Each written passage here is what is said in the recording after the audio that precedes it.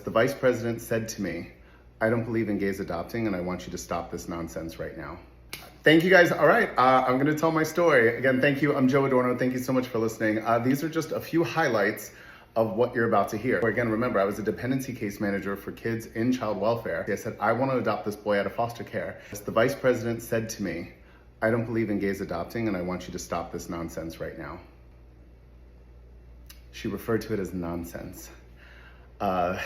Because I was the case manager to this child, they kept the case in my name because I could not pursue adoption for myself being the case manager.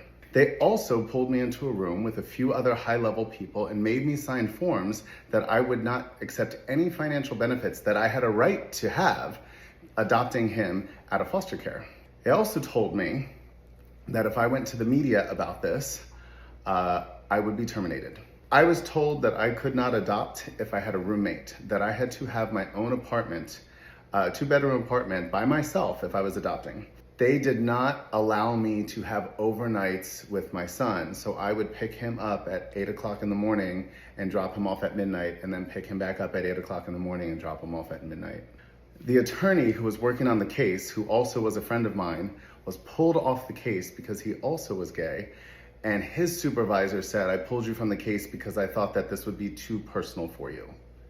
Would she have done the same thing if he was straight and he was pursuing the adoption of a straight couple? I remember a department official called me at home and told me to stand down. They switched the case to another agency, and in open court, the assistant director of that agency was representing the case, not even the case manager, and said to the judge, oh, we have a home study for Joe, but it's just not approved. It's just sitting on my desk, but it's not approved. And I raised my hand in open court and I said, can I get the dates of this alleged home study? Because nobody's ever come to my house. I was also told that my salary as a case manager was not strong enough for me to adopt a son on my own. I had to show other income.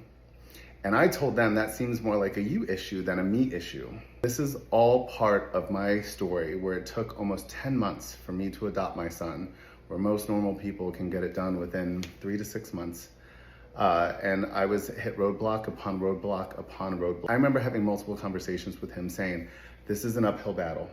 I will fight for you because I want us to be a family, but you have to tell me the truth. This is really what you want. And he was like, yes, I want you to be my dad.